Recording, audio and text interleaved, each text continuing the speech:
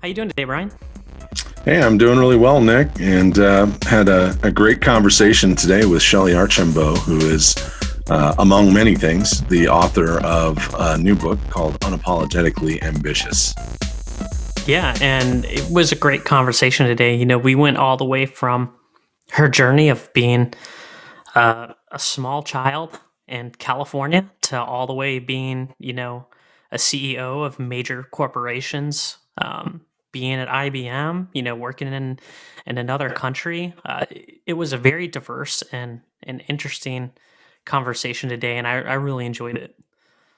I did too, and I've really been enjoying reading her book. It's one of those that I've found to be a very easy read. She writes in a very natural style, and one of the things that we talk about with her is she's just so completely authentic. She doesn't hold back in being vulnerable with her own experiences, and I think that just helps make some of the insights that she shares from her own role as a leader in her career path even more impactful. And I highly recommend this book, and it's exciting to see that she's already having some pretty substantial success with it, with some of the recent accolades that she's received from things like Bloomberg, calling it one of the 50 best leadership books of 2020. Yeah, and I think she's probably very soon. I think we'll be talking about she's on that New York Times list with accolades like that. It's just a matter of time before that happens. I think in that nonfiction section, she'll be there, I imagine. So it makes it especially a great honor that we were able to have her on the show today. So I know she's got a very busy schedule, and now with the book out there being as successful as it is, I can't imagine things are going to slow down anytime soon for her. Yeah, no, and I guess with that, let's just let the listeners get on with the show. Great.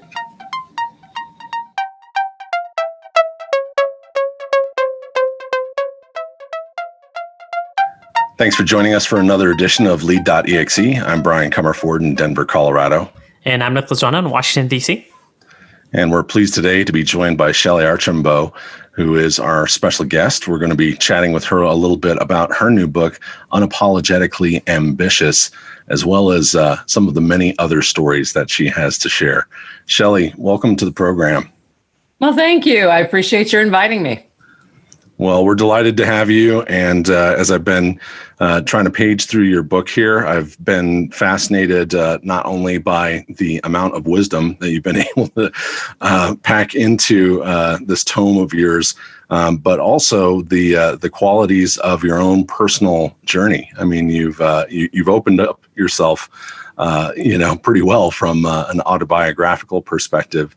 So maybe we can start there, and you can just give us a little bit of a background about, what's your executive summary version of the many experiences that make you up. My executive summary is, oh my goodness, I was a little girl born the eldest of four that started out life happy and confident and ready to go, had most of that literally almost beaten out of me, and then spent the next several decades working to build it back. And along the way, learning that the odds weren't in my favor, it made me a very intentional person, because I was always trying to figure out how to improve my odds. And that was to get whatever I wanted, professionally and or personally. So whether that was going to Wharton and becoming an executive at IBM, to becoming a CEO of Metric Stream, to running operations in the US, running operations overseas, to sitting on some of the largest boards in the country, or whether it was to be married, have 2 children, raise them to be independent, self-sufficient, and confident. Those were the goals that I set for myself. And fortunately, I was able to achieve them. But it took a lot more than just being ambitious and hard work. And the reason I wrote the book was to be able to share with people that it takes more than that. You have to be strategic. You need to be intentional. And that there is actually a lot of help and support out there for you if you know how to reach out for it. That's How'd great. I do? Is that a good summary? Gold star. Well, again, you pack a lot of wisdom into a very condensed space. So it's clear that this isn't your first pass at needing to do this. Really, I think going through some of your book, just seeing the quality of the organization of your thought is it's also very inspirational to me. I love books on leadership. I love books about personal experiences. And like most of the people that I've come across in my life who are strong and successful, there's a lot of adversity that seems to be in the path early on. And your story is no different. Very true. Very true. I talked about being, young and starting out strong and confident and then having the challenges. Well, when I went to elementary school, I was in first grade when my family moved from Philadelphia, which was very diverse. I honestly didn't even realize that the whole world wasn't like Philadelphia. I'm in first grade to California, a suburb of California called Granada Hills, where I was the only Black girl in the class. Matter of fact, in the grade and maybe even the school. Wow. It was that homogeneous. And unfortunately, it was the 1960s when, for as many people that wanted civil rights, you had just as many that absolutely did not. Mm-hmm. And unfortunately, a lot of them took it out on this little 6-year-old, 7-year-old girl in Granada Hills. So that's how I learned early that the odds weren't in my favor. And so the adversity was definitely real. Fortunately, I had strong parents and I had a couple of teachers along the way that really made a difference and an impact so that I was able to indeed work my way through it. But you know how when you're a little and something happens to you and you come home and you say, it's not fair, right? I mean, things happen all the time, right? You can picture yourself, you can picture your own kids saying, it's not fair, it's not fair.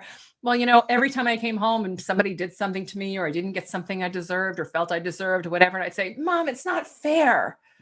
My mother would literally just look at me and say, well, life's not fair. What? It's supposed to be fair, right? But no. So, that whole concept of life is not fair, I've believed from the very beginning because it was just kind of drummed into me. So therefore, what are you going to do about it?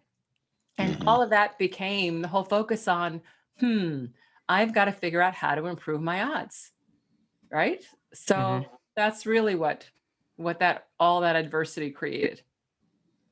I like that whole life's not fair thing, right? I feel like so I'm a millennial. Sometimes I am, sometimes I'm not. We're called the trophy generation or the we need everything. But I actually enjoy losing in sports, right? Because it's like a humbling experience and teaches you that everything's not going to be handed to you, and sometimes you're going to lose. And knowing how to lose gracefully and get back up and start again is what it's all about, right? Because we don't win every single time we step up to the plate or whatever we do. So it sounds like you had some great mentors and your parents there to kind of start you along on that journey. Absolutely did. Was very fortunate. That it's funny that you mentioned that, Nick, because I was going to make the comment that based on what I've learned about Shellye so far, I can't imagine that you'd ever settle for a participation ribbon, right? Yeah, no, I mean, I was there. I got a ribbon because I was there. Yeah, no. I agree with you on that. That's part of the funny thing about what society has sort of. How would you characterize it? Have we devolved into that? Have we devolved to the participation ribbon?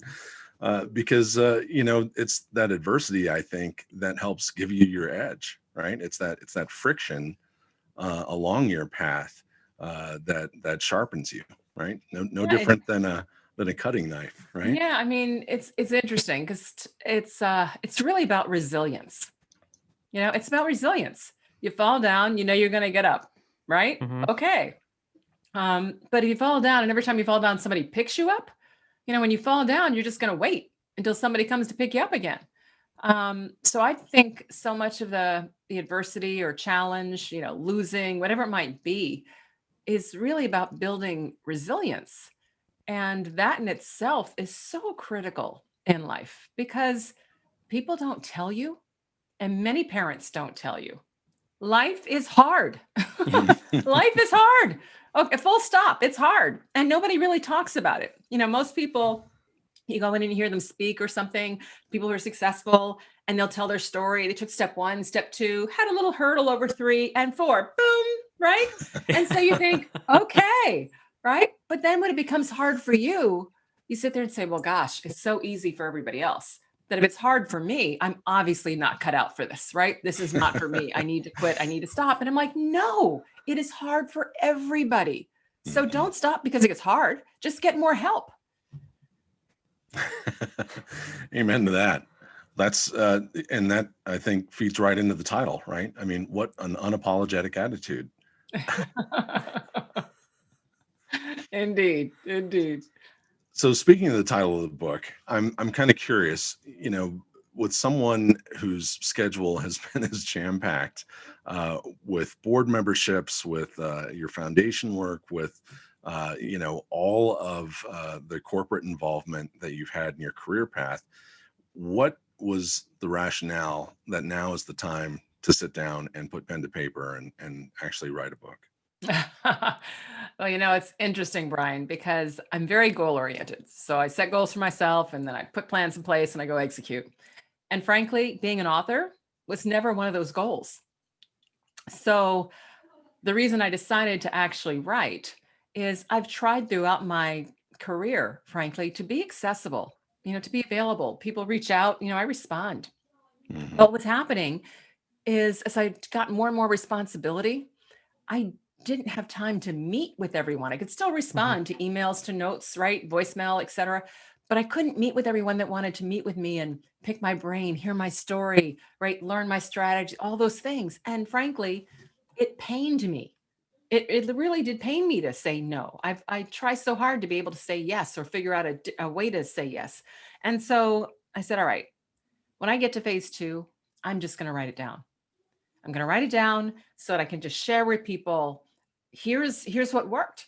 Because frankly, I want more people to be able to achieve their aspirations.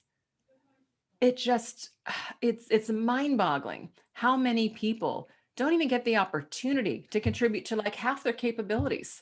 And it's not because they're not capable, they're not smart, they're not ambitious, they just don't understand that it takes more than that. It takes more than just working hard, putting your head down and, pressing forward. And that's what I'm trying to share in the book. One of the chapters that I thought really tied into what you just said there, one that I found particularly inspirational, and maybe it's because I've spent some time working in Japan as well, but you've got a chapter called "Your Challenges Are Your Strengths," and in it you tell a story about really getting this international assignment to go and do a presentation in front of an audience of Japanese business colleagues, and the story takes a couple of twists and turns along the way, kind of starting with how the expectations were set for you that you're probably not going to do this well. It was a heck of a send-off speech I got. Can you tell us a little bit about what's in that chapter, Shellye? Because I think it's just a great story, and I think it's such a sort of condensed anecdote that I think is representative of kind of everything that's going on in the book. Oh, thanks. Well, sure. So yes, I'm getting the opportunity to go overseas, run a big division over there. I'll be the first Black female to go on an overseas assignment like this for IBM. And my boss that I was leaving, right, for the new job, he'd worked in Asia. He was actually Australian. And he says to me, okay, so Shellye, what do you know about being successful in Japan? And I'm like, well, nothing, right? I mean, so, and he said, well, listen, there's 3 things that are important to be successful in business. I said, okay, great. I'm listening, right? Notepad ready. Got a nerd. Number 1 is wisdom. Well, I'm like in my mid 30s at the time. Wisdom is age. Shellye, you don't have wisdom. Turns out in Japan, and Brian, you know this, many times you don't even become a first line manager until you're in your 30s. Right. So to be an executive, it's like, okay, so all right, fine. Don't have wisdom. All right. I'm ready. Number two. Number two, being male. No. Right? So, okay, I am 0 for 2. And I'm thinking, oh my God, right? What am I getting myself into? And he's like, Shellye, the third one is intelligence, and you better figure out how to maximize it. And I'm like, what? That's my go off and be successful speech. But anyway, but as it turned out, he was right. Definitely male dominated, right? Absolutely. The gentleman who reported to me in Japan for my Japanese part of my business, I had Asia Pacific responsibility for the Japanese business. He was probably 55. All right. So old enough to be my dad. And I'm over there and I'm getting ready for like my first meeting with him. And in Japan, you have the meetings before the meetings, which means in the US, you have a meeting so you can get things decided, et cetera. No. In Japan, a meeting is just to confirm everything that's already been decided. So it's very different. So, all right, so I'm going to have my first meeting. Well, I have to meet with his number 2 person like 2 or 3 times to make sure that the agenda's set. Everybody's clear. Here's what we're doing, right? It's got to go well. And he says to me right before the very first meeting, right? We've had all these multiple meetings. It's the night, it's the day before. He goes, Shellye, tomorrow you're meeting with Yamamoto-san, blah, blah, blah. I said, yes. And he says, Shellye, and here's the key for him. If this meeting didn't go well, it was all on him because it was his job to make sure this went well. So he's almost pleading, he's like, Shellye-san, this meeting is a nice meeting. It is a get to know you meeting, like a first date, because his English is a little broken, right? And sure, I said, got it. Yeah. Got it, Hara-san, got it. Well, I'm walking to work the next day and I pass the floral shop. First date. I bought the biggest bouquet of flowers that they had, put them in the cupboard. And when Yamamoto-san came, we said, hello, how are you? We did our bows. And I said, Hara-san, we met. He told me it's a nice meeting, like a first date. Yamamoto-san's, he's, bowing. And I said, so I bought you flowers. And I opened up the cabinet and pull out this huge bouquet. And his eyes get big. And I'm thinking, this is going to go really well or really badly, right? And then he breaks out into a smile, right? Takes the flowers and it broke the ice. It was all good. The good news for me on that particular story is that he had to carry those flowers all the way through Asia Pacific, right? All the way up the elevators, down the elevators, up to IBM Japan, up to his office in IBM Japan. Across. So by the time he got there, everybody heard Shellye-san because Japanese men don't walk around with great big bouquets of flowers, right? So anyway, and then the speech. So the speech, here I am, and I'm talking to the whole team at IBM Japan. And senior executives speak English pretty well, but the rank and file, they don't need to use it that much. And I thought, gosh, if I do this in English, they're probably not going to miss most of what I say. So I had my assistant put all the slides completely in Japanese because I knew what I was going to say. So I just needed to know what page I needed to turn, right? Right. Well, it turned out that was the first time for that group that somebody had actually done that, put the whole thing in Japanese. So what I learned from all this, just a few things. This one, being a minority in the US, I learned skills that I didn't even realize I learned skills. So going to Japan, I was a minority. Well, I knew that. I've always been a minority. So I do what I always do, which is I try to figure out how to make my team successful. I'm a servant leader, right? I know that my reputation and everything I've done, nobody cares, and it's not going to come with me. I've got to prove myself over and over and over again. So I just do that. Well, when you go into a new environment, a new country, that's actually more welcomed. If you walk in with the assumption that, hey, everything came with you and you're just going to tell people what to do and all that kind of good stuff, not so much, right? So it was actually turned out to be a skill that I didn't even know that I had. That's brilliant. And, the fact that you kicked yourself off with, something so endearing as the gesture of bringing the flowers, it's just one of those things that I think I might chalk up to serendipity, but it's one of those flashes of insight that come along with being prepared, right? And I've heard you speak to intentionality, right? It's important to be intentional. So it really is. It really is. Have a purpose in mind. What are you doing? I think that's where so much of the power comes from, because a lot of people, Nick and Brian, will They'll set goals. Oh, I want to do this, right? Mhm. And some people will take the time to put a plan in place. But I find that very few people make decisions every day consistent with their plans. Mhm. And then they wonder why they don't come to pass. The power is in being intentional, making decisions with the intention of what you want to actually have happen. I like that you said that because I always set goals and I equate it to like a map, right?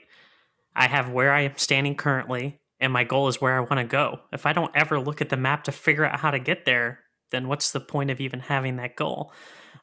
So when you're talking about these goals, what are some tips or whatever you have about setting them, and kind of going forward and making sure you're accomplishing them? So pick the goal as far out as you can envision, right? Some people can pick, decade long, right, goals, and some Hmm. it's only a few years in front of you. Well, that's okay. Whatever you're able to envision, that's fine. But pick a goal. What's the target? Once you have the target and the goal, then I ask myself, what has to be true? What has to be true for this to happen? Mhm. And this is when it's all about doing the research. Hmm. Okay. So if you want to become CEO, right? If you want to have a long term marriage, if you want to, so this works for personal as well as professional, then ask yourself, well, what has to be true for me to Mhm. do that? And that's what I did when I said I want to be CEO. I actually did research on the CEOs. Okay. What were the backgrounds, right? What did they do? What were their experiences, et cetera? So I could figure out what I needed to do. And then I said, all right, once I understand what has to be true, how do I make it true? And Hmm. that how do I make it true? That's the plan, right? Mhm. That's the plan. And then I just execute on that. And here's the key. Once I make that plan, I assume it's going to happen.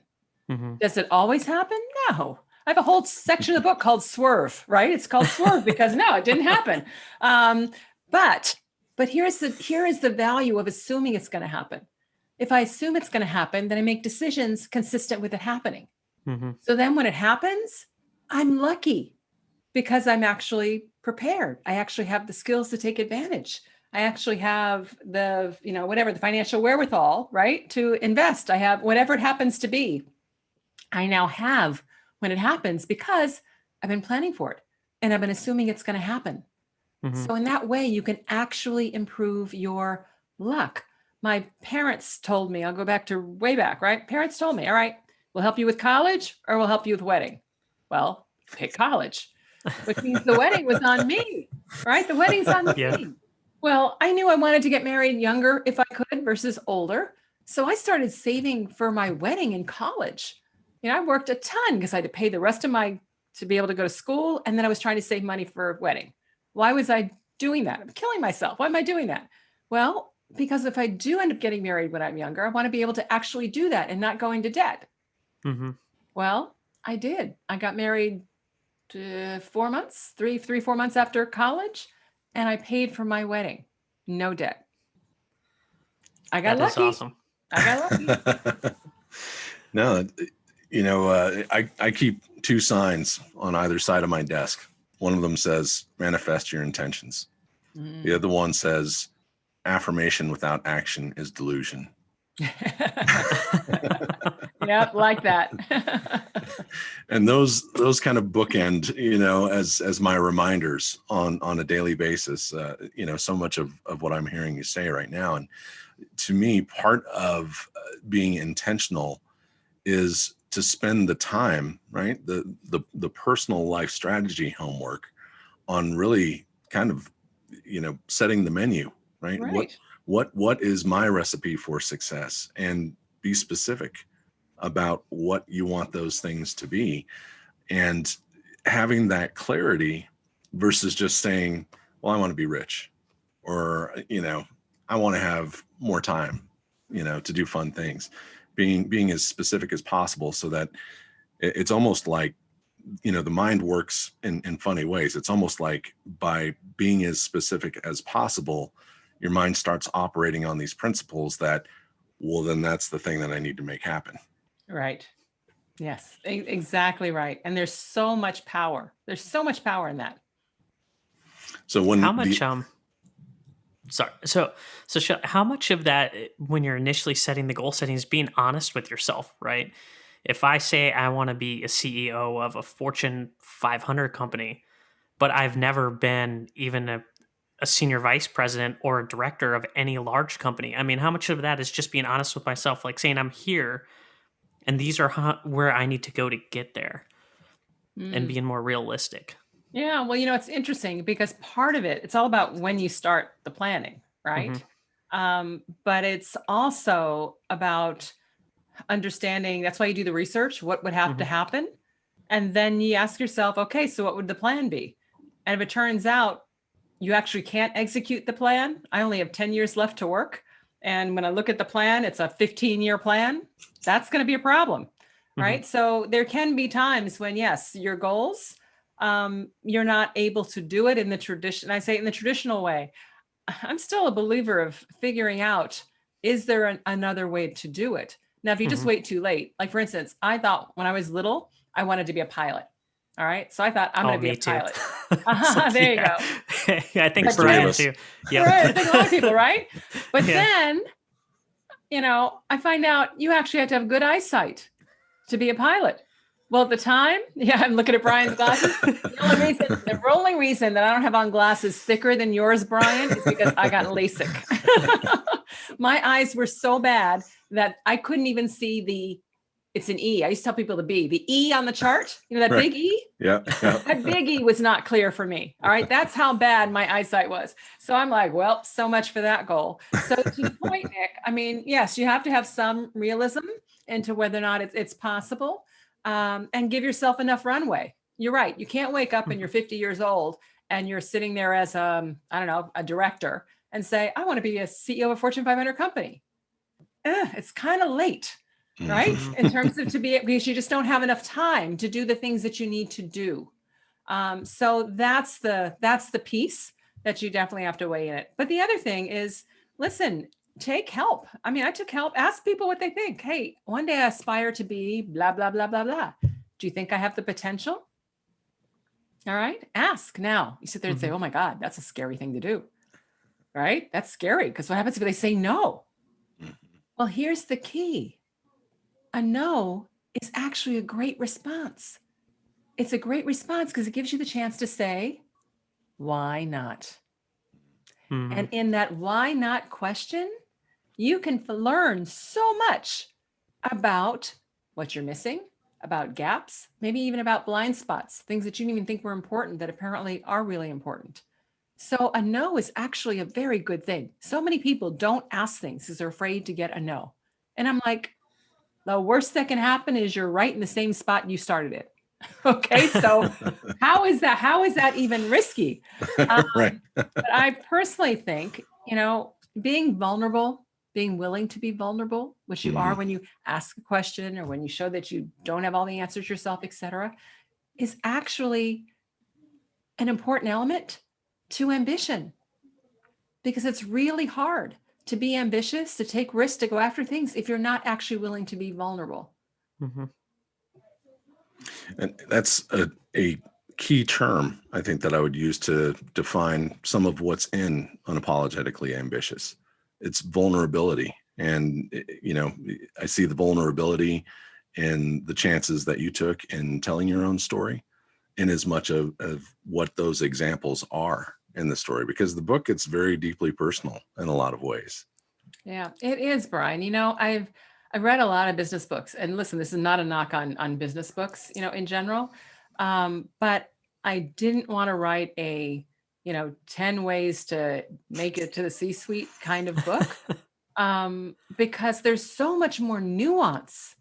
There's so much more nuance than just set plans, right? Than just execute, than just, you can say those words, but they don't mean a lot. I think it's through story that most of us actually internalize, what we're hearing. And so I was trying to do it through story. And yeah, by the time you put it all together, it ends up being a whole lot of autobiographical stuff about me. But I just thought it would be more powerful to really see and hopefully feel, what it's like, what it means, the good stuff and the bad stuff. That's the other thing. I was also trying, and trust me, it's hard. You're writing stuff down. You're like, oh my God, I'm telling the world this, right? But at the same time, I don't think I would be very real if I didn't take out all the bad stuff and just show the good stuff. Well, what kind of an example is that? Because then people think, oh my God, if anything bad happens or if I have any stumbling block or whatever, then obviously I can't do what Shellye did. And it's completely false. So I wanted people to see, hey, no, I'm not perfect, right? No, I made mistakes. Things happened. I mean, anyway, that's what I was trying to accomplish. Well, I know that Nick and I are both fans of Brene Brown's work, and she is all about putting it out there and being vulnerable and, exposing the skeletons in her closet. And that's what makes her story so powerful and so universal, is that authenticity. I am not a Black woman. I have not had to live a minority existence, except when I have been living and working in other countries. And yet there's so much universality in all of the things that you share that are directly relatable to me, because I am a human being, having emotional experiences, having my own sense of ambition, right? Trying to find my own way, navigating along the pathway. So all of those things, I think are, critically dependent on your own authenticity in the way that you have been vulnerable in the book. Well, thank you. And thank you for, this gift, because it is, I think it is exceptional. And one of the things that I was also pleased to see when I got my copy was that the foreword is written by Ben Horowitz, who just so happened to write what's my own personal favorite leadership book, The Hard Thing About Hard Things, which is, he gets personal in a completely different kind of way. But, obviously your own background with him and your own strength in marketing could be part of what has contributed to your understanding of the power of story. Yes. I think you're right. I've definitely learned, in terms of over time, people will learn and retain much better in terms of by weaving things into story. What's the one thing that you would point to that you think was a surprise to you as a result of going through the process of writing the book? Oh my goodness. It wasn't until I actually went back, especially to the younger years, because I was trying to really uncover and share what made Shellye Shellye. But I'll be frank, a lot of things that happened to me when I was young, I tried real hard not to think about those things. And so writing the book, I had to go back and not just think about it, but in order to, accurately portray it, I had to relive those experiences. And I'll tell you, they are just as hurtful when you're in your 50s as they were when I was 7 and 8 years old.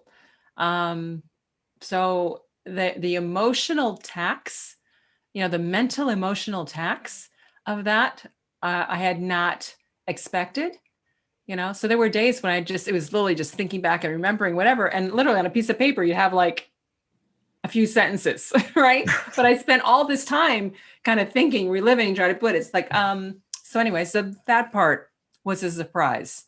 I guess if I'd thought about it, I could have anticipated it, but it was a surprise. So how much of that, so this is your first book ever, and did you ever, and I know this is a chapter in your book, is imposter syndrome, did you ever feel that before you started writing the book? Like, hey, who am I to write a book? I'm not an author. Did you ever get that feeling at all? Oh, sure. Yeah, absolutely. Because it's daunting. When you start a book, there is not even a word on it. The first thing you write is title. And by the way, I had no title. So I literally just wrote the word title. Love it. Right. I mean, what's the first word you write? I'm like, okay, title. So it's daunting. And yes, as I was going through it, I did, because I actually have done one book before, but it wasn't a personal book at all. It was a book on marketing. I co-authored it with a couple of professors, and it was very different and so much easier. But this one as I was working on it, and then you get your drafts, right? And then you have to be vulnerable. I start sharing stuff and you get feedback and you're like, oh my God, right? What am I doing? Is this ever going to come together? It's a lot of work. And yes, you definitely have doubts. Who were some of your biggest advocates along the way? Did you have folks that stepped up to encourage you to keep doing it? Totally. Nancy Duarte is one. Lisa Stone is another. Jonathan Rosenberg, who was a co-author of $1 Trillion Coach, right? I was planning to self-publish because when I initially went out and talked to some people who had written books, because that's what I do. All right, I'm going to write a book. Let me go talk to authors. Yeah. And they said, okay, here's what you do. Put together your proposal, your outline, your marketing plan, blah, blah, blah, blah, blah. You package it up and send it out. Pardon me. I have allergies. Anyway, so you put together all these pieces, right? Your marketing plan, your proposal, your outline, 3 chapters, all that stuff, and you send it out. And so I did. Nobody was interested. People were like, no, this is kind of a hybrid memoir, advice, business book. It doesn't really fit on the shelf. It was, why don't you turn it into 10 steps to be successful? I'm like, that's not what I want to write. So I said, well, you know what? I was never trying to be a famous author or anything. I'm really just trying to get the message out. So I'm just going to write it and self-publish. And so that's what I did. I wrote it, got an editor, got coaches, did the whole bit. And then as I'm packaging this whole thing up, I had Jonathan Rosenberg read it. And he said, Shellye, this is too good to self-publish. Don't self-publish. I said, listen, I sent my proposal. Nobody was interested. He said, don't self-publish. I said, all right. So I sent it out again to the same people. Then I got a deal. What was it, you think, that was a turning point to take it from this should be a 10-step book to Unapologetically Ambitious is going to be a title that sells? Yeah. Well, it's interesting. I think it was the fact that it was just done.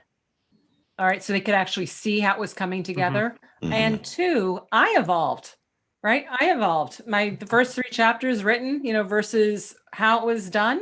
I'll give you an example. I told you periodically I'd send it to people to read, get feedback. So and I wanted to make sure I was targeting the breadth, but especially people's in their 20s and 30s. That was kind of my sweet spot of who I was really targeting. And so I sent it out to those people. And one of the questions I'd ask is, okay, you're reading as I asked you to read it. Tell me what chapter you get hooked, where you want to finish reading the book. And the first feedback I get is chapter 19. Chapter 19? Oh God, that's not going to work. There's whole 18 before that. Exactly. Yeah. So it's that kind of thing. I mean, that's just one example. And so here's why writing a good book. I tell people you can write a book, but writing a good book is really hard because you put it down. I felt it like it was building a table. What's a table? Platform, 4 legs, and it will hold something. That is technically a table. Nobody's interested in it. Nobody's going to pay any money for it, right? And they probably won't even use it, but it's a table. Well, writing a book to me was kind of like that. It's like you write it. It's like, okay, fine. You sand it down then, right? How's this? Nope. Got to put some coat of stain on it. Okay, let's add some magic. I mean, it's coming back and coming back and coming back to try to really strengthen and make it better and make it prettier, make it more interesting, make all those things. So that's what it was like for me. Probably because I'm not an author. I'm sure authors don't go through that buildup. They know how to do it better, but that's how I ended up having to do it. Well, I've always heard that the actual book is in the rewrite. Right? Well, there you go. So, Shellye, I want to ask you another question really about your career path. Obviously you've got an extensive background in marketing, and you've found yourself positioned in Silicon Valley, where at one point in the book you describe exactly what the Silicon Valley business type is, which was not you, right? No, it was not. And yet you've continued to find yourself on a path through a lot of companies that are all technical in nature. and have continued to find yourself in board memberships for more of the same. So talk a little bit about, how did that come to be the path for you? Well, it's interesting. I picked tech because it was a growing industry. I didn't necessarily pick tech because, oh my God, I love programming and I love coding and I love this and this. So am I going to tech? It was just, all right, I have to pick some industry, and I'm trying to be a really good listener.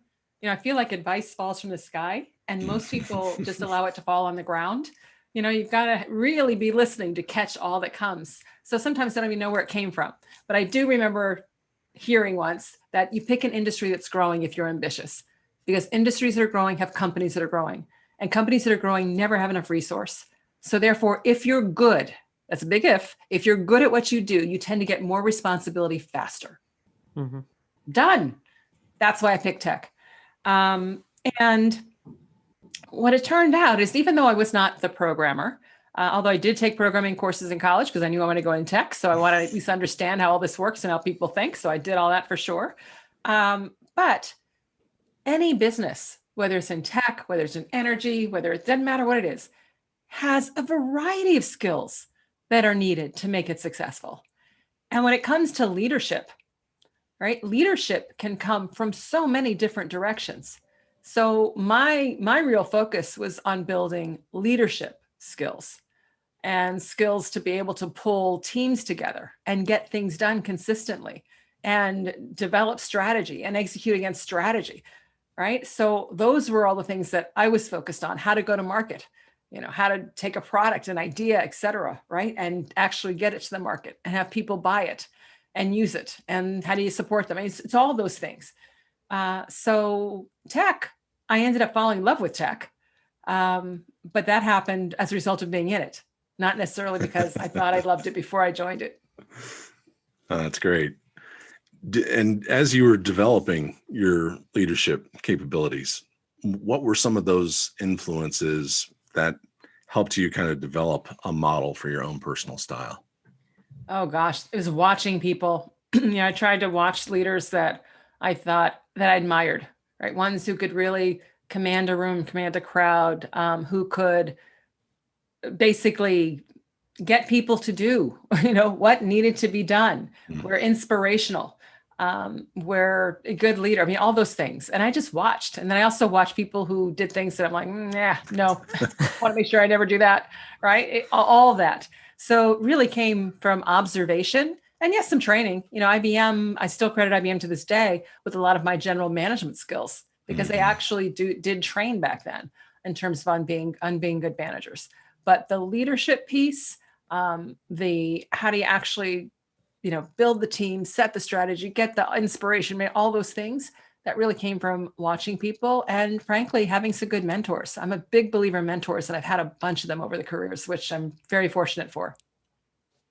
I like hearing that about mentors. We had a guest before, and he was talking about he likes to constantly have 3 mentors. He's like, one a generation below him, one his current generation, one a generation above him.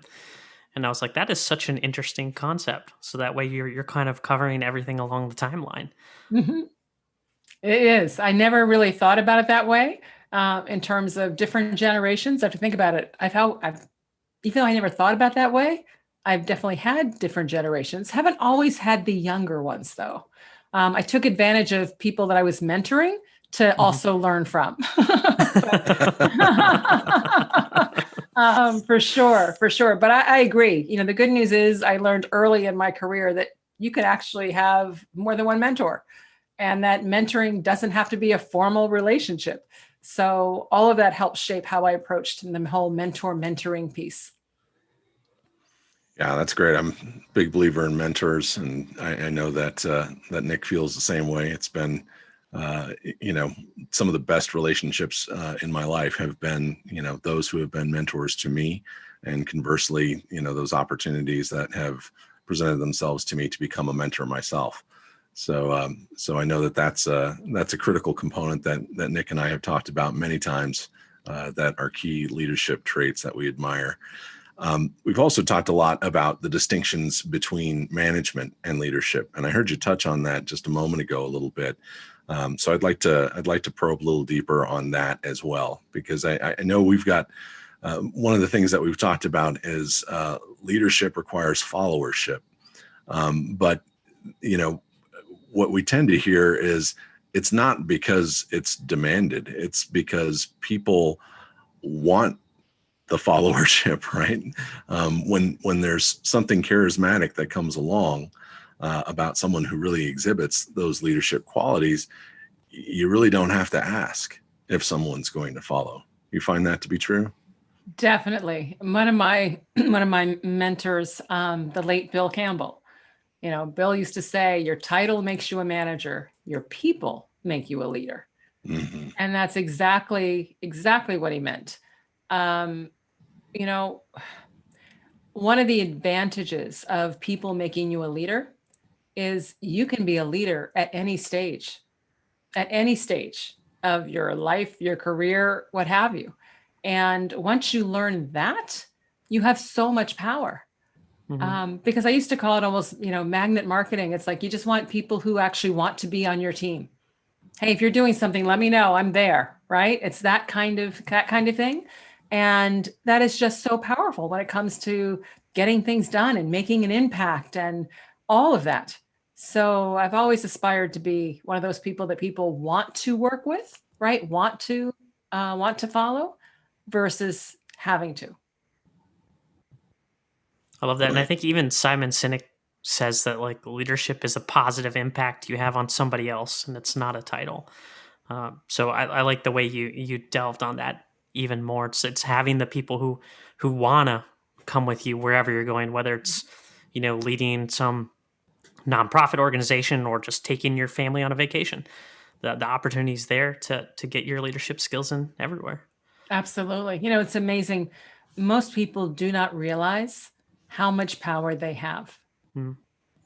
And the power comes through the leadership, through the fact that if you want to do something, if you're a good leader, there are a lot of people around you who will want to help you do it.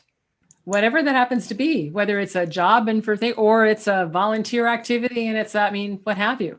But I've found there is so much power that exists and people have and don't always realize it. Shellye, what's the response been to your book so far? Actually, knock on wood, it's been very good. Just was it this week?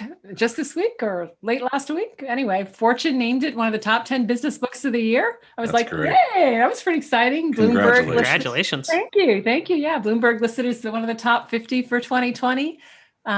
It's up for a couple of awards. The outstanding, what is it called? The outstanding writing in literature or something like that. The Owl Award's up for. So anyway, wow. Yeah, I'm like, wow. Well, congratulations. That's amazing. Thank you very much. Yeah, it's pretty exciting. But I'll tell you what the most exciting though is when I get a tweet or a Instagram note or a LinkedIn thing or whatever, an email from somebody that I don't even really know, who says, I just finished your book. And as a result, I'm now going to do this, or it really inspired me to do that. Because that's why I wrote it. Right. So that's what really, all those other things are nice. But frankly, I was trying to help have an impact on people, to help more people get what they want out of life. And those are the best interactions, right? Because I've gotten it from this podcast. Someone would send me a message on LinkedIn, and it's somebody who never interacted on anything I post or anything like that. And you just get this wonderful message, and you're like, man, that's why I do what I do. It's like, it's not going to make me rich, but it's just like, it's just one of those things. And you get it and you're like, man, that just makes that one person saying that to you made the whole thing worth it. Absolutely. It feeds the soul, right? It feeds the soul. Because people told me when I was starting to write the book and things, they're like, now, Shellye, you don't make any money writing a book. And I said, I know. Everybody's told me that. I said, I know. I'm not writing this book to make money. I really am writing it to share.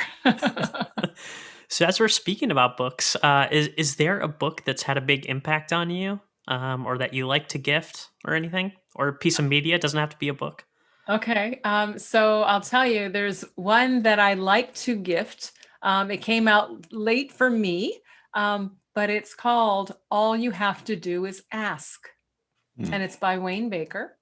And the reason I liked that one in terms of, and to give that one is I'm a big believer that if you don't tell the universe what you need, if you don't tell the universe what you want, then the universe can't help you. And it's been my experience that if you ask in the right way, if you tell people in the right way, people will help you, because they've been helping me all the way through. And I like his book because so many people are afraid to ask. We talked about it earlier, because they're afraid of getting a no. And the bottom line is, a no can't hurt you. Right? It really can't. Don't be afraid of a no. So anyway, so that's why I like that particular title. I love that. And that you like you said, if you don't ask the universe, how does it know? The answer is definitely no if you don't ask. So why don't you ask and get the official no? Exactly. And then you can find out why not. Exactly. And do something about it. That's right. And it's back to intentionality, isn't it? If you're clear on your intentions and you know what questions to ask, you may not know what the relationships are that are going to be the right ones to ask. And just as you address in Swerve, there may be these serendipitous moments that take you in a direction that you didn't anticipate. Right. But again, because you've had that intentionality, these things just tend to manifest somehow, right? Indeed. And that's why that's why I believe that you can create your own luck. Does luck happen? Absolutely. Can you make yourself a little luckier? I think you can. Well, that's a great place to leave it today, I think. Shellye Archambeau, author of Unapologetically Ambitious. Congratulations on the success so far of the book. I'm sure you're going to see a lot more success coming your way, because it is a book of vulnerability, authenticity, and insight. And I know in my experience with it so far, it's been rewarding. I'm sure a lot of other people are going to find it that way as well. Well, thank you very much, Brian and Nick. This has been a lot of fun. I really appreciate you having me on the show. Delighted to have you. Thanks for taking the time with us.